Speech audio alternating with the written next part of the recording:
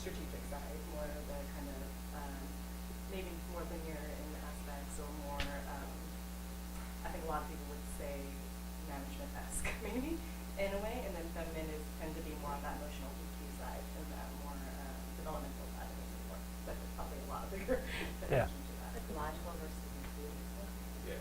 Can be. It's also action versus reflection. Yep. So like that's another thing too. Like we talked about Mercury retrograde marketing. Like there's times for companies to be more reflective and go over their past. Other times when it's time to go forward. And we're in a Interesting. culture where it's just go, go, go. That's Yeah. masculine overdrive. Yeah. And you need to exhale, inhale. Exhale. And you know when to exhale, when to inhale. You know, understand when those shots of oxygen are coming, so you can take a nice breath, and when to release, and that's when you flow. So you need both to flow, essentially.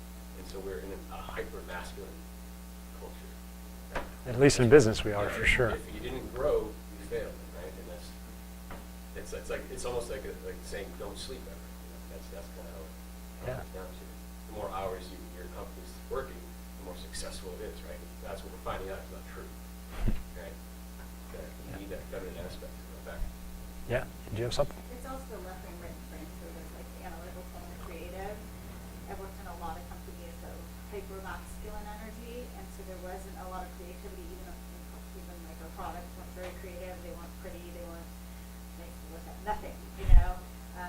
Everything was very rules oriented and very based on analytical stuff. There was no feeling involved. It was just so cut and dry, everything, and it was really terrible work environment for, I think, for most people, because everybody has kind of that both sides, and if one side is just fostered in a business environment, the other side's like dying, and there was a lot of burnout in that organization, and a lot of people not being creative about how we're going to get somewhere, and so it was just like, we're just going to do this, and we're going to do it yesterday, and oh my god, you know, and everything was a panic, everything was a fire drill, because there was no reflection or creativity around how to get there, and there was no kind of management was very like dictator.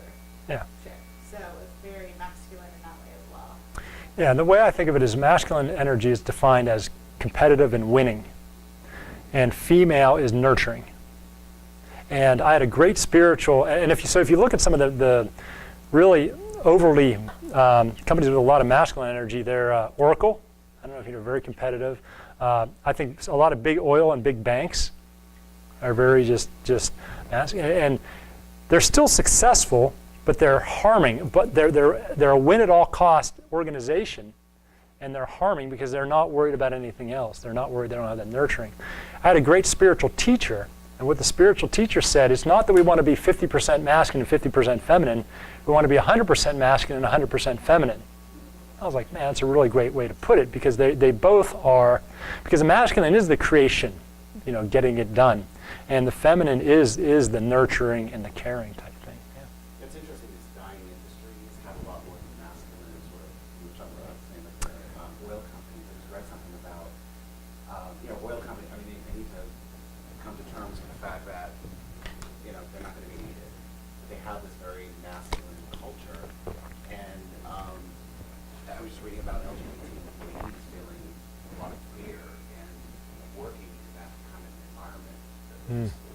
So I'm hoping that this shift where companies start to embrace more the feminine side, that they start to look at, you know,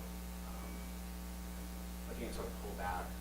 I'm talking about here, but like the oil industry, the energy industry, if they would have the more feminine side of it, maybe they would think about how do we transition from what we're currently doing that's harmful to something that's actually contributing to society in that way.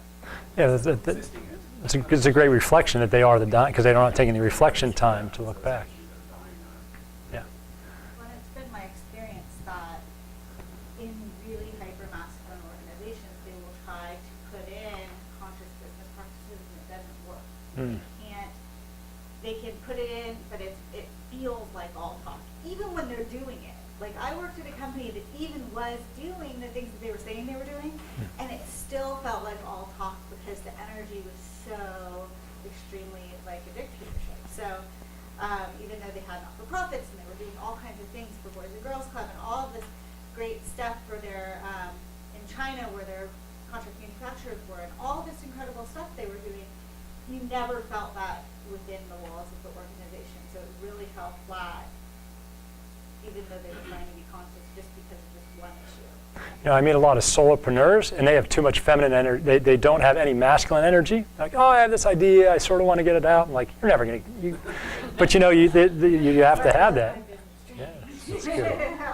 Quick one. We got to move on. Yes. Like the idea of a shell. It's like an empty shell, and that's what it's all like. 'Cause masculine energy is external, feminine energy is internal. So it was never internalized into the system. It was just all external actions. That's what kept it the masculine energy. That's why. Right. Well, yeah, it was like they were too far gone. Like I It was used to too go far. visit. They're like too It far gone. integrated into it. All right. So let's pop on. And again, here's just the business effects. So as you become a more conscious leader, as you embrace leadership, how is that going to change? How is that going to affect who you work with, your clients, your employees, your organization, et cetera? What is going to be the quantitative business effects?